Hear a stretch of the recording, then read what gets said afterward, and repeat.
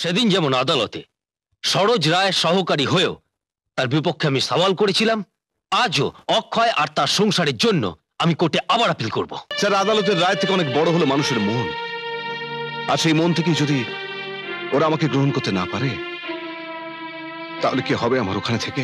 কেন আমাকে মারবে? দুদিন খাইনি, খিদে পায় না বুঝি? আমি যাব, খুনে দাদাকে বললেই খাবার কিনে দেবে। বিশু, সন্ধ্যা, তোর এই হাতটা আমার আর বোঝা হয়ে থাকবে না রে। আমি আবার তোকে খুঁজে পেয়েছি।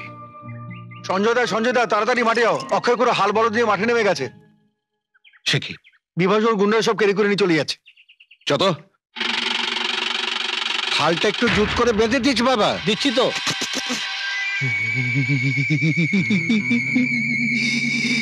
কালই আমরা আদালত থেকে হুকুম পেয়ে গেছি, এই জমিটা এখন আমার কর্তার। বলদটাও যা সবকিছু কেড়ে করে নিয়ে না ওই বুড়োটাকে ভাগিয়ে দে।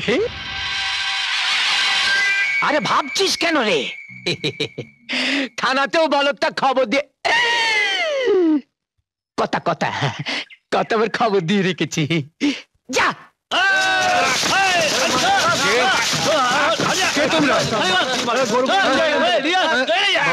বাবা অন্ধ মানুষ, বাবা তোমরা দয়া করো। ছেড়ে দে বাবা, ঘরে সবাই উপোস করে মরবে। অন্ধ মানুষটাকে ছেড়ে দে।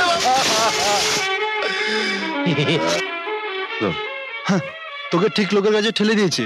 তোর ছেলেকে খুন করেছিল, এবার তোদের মারবে। তার আগে তোদের মেরে শক্তি পরীক্ষাটা করে নি। খুনিটা হাজির হয়েছে, এবার একটা খুনো শুরু হবে। চলো আমরা পালাই।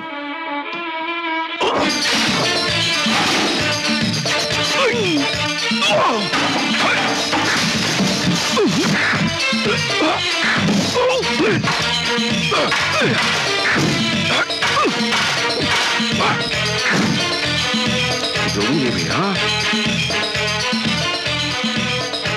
আয় আয়। দেখুন স্যার, ওই চৌধুরী মশাইয়ের গুন্ডারা এই বাবাকে মেরে ওর বলদ জমি সব কেড়ে নিচ্ছিল। এর মধ্যে তোমার আসা উচিত হয়নি সঞ্জয়। এ কি বলছেন স্যার? এদের দেখার জন্য তো আমার এই গ্রামে আসা। তবে আইন নিজের হাতে তুলে নিতে পারো না? তেমন হলে থানায় জানাতে পারতে, পুলিশ তার ব্যবস্থা নিত। জানো, সদানন্দ এইসব বন্ধক রেখেছে চৌধুরী মশাইয়ের কাছে, আর ওরা কোর্টের অর্ডার নিয়ে এসেছে। তাহলে বলধাল নিয়ে যাই স্যার? হ্যাঁ, নিয়ে যাও। আচ্ছা চলি সঞ্জয়। হ্যাঁ, এই ভাই, আপনারা কেউ আসুন না,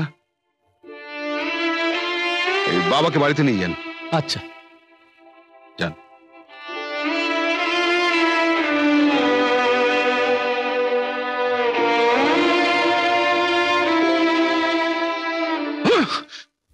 আদালত তো আর এমনি এমনি হুকুম দেয়নি। আপনি আদালতে দরখাস্ত করেছিলেন তাই। এর জন্য তুমি দায়ী।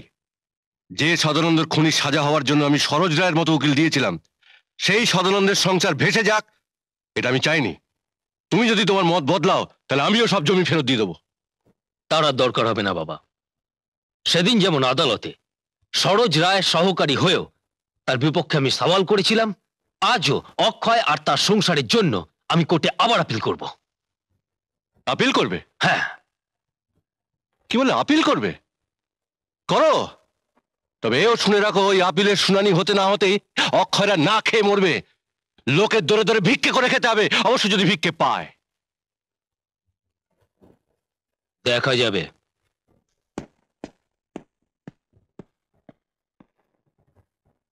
জানো, বিভাস চৌধুরীর লোকেরা জোর করে হাল বলদ নিয়ে গেলে কি হবে? ছেলেটা খুব লড়াই করেছিল। জানো,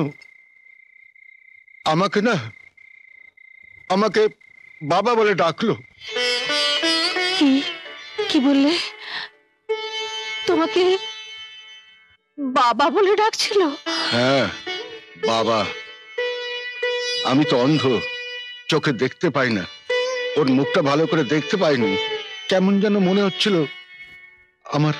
আমার সদাই আমাকে ডাকছে। সঞ্জয় বড় ভালো ছেলে গো, বড় ভালো ছেলে।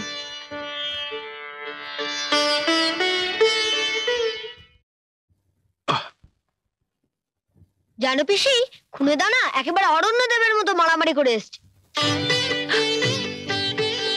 এই বিশু, যা তো ঘর থেকে তাড়াতাড়ি ডেটলের শিশি আর তুলোটা নিয়ে আয়।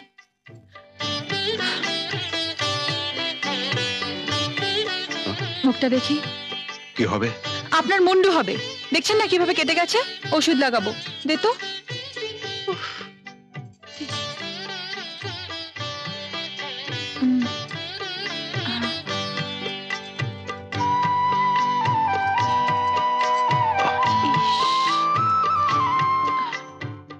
বাবা, অন্ধ মানুষ দুটো ভিক্ষে দেবে বাবা? নাতিটা না খেয়ে আছে বাবা, দুটো ভিক্ষে দাও না। ছি, এ কি করছেন বাবা? আপনারা ভিক্ষে করছেন? এছাড়া আর কি করব? সবই তো জানো। জানি, আমি সব জানি। দয়া করে আর পাপের বোঝা আমার মাথায় চাপাবেন না। বাড়ি যান, আমি যে করি হোক একটা ব্যবস্থা করবই।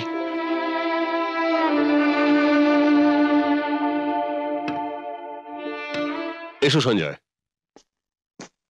কি খবর বলো? স্যার, আপনি আমায় জেলে আটকে রাখুন, আপনি আমায় ফাঁসি দিন, কিন্তু যে শাস্তি আপনি আমায় দিয়েছেন তার আমি সহ্য করতে পারছি না। কি হয়েছে আমাকে খুলে বলো।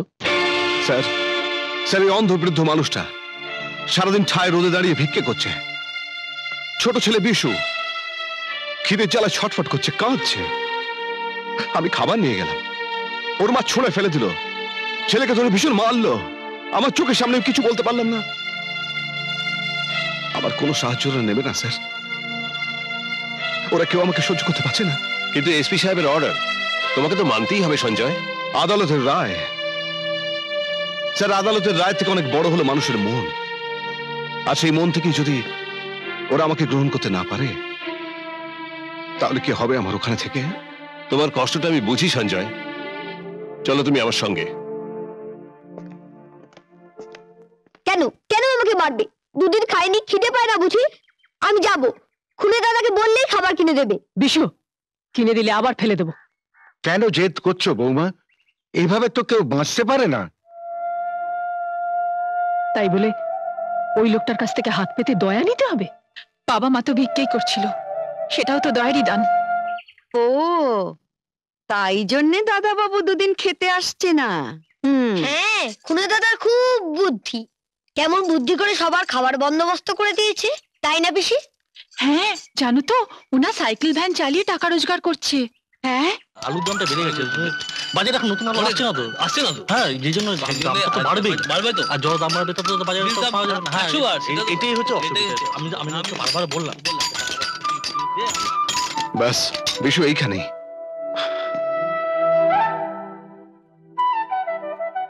আজ কত? অনেকটা রাস্তা, 20টা টাকা দেবেন। এই নাও, যাও বাড়ি চলে যাও। কাল আবার নিয়ে যাবো। আচ্ছা, চল। এমন আরো অনেক ভিডিও দেখতে এই চ্যানেলটি সাবস্ক্রাইব করে নিন এবং পাশের বেল আইকনটি প্রেস করে দিন।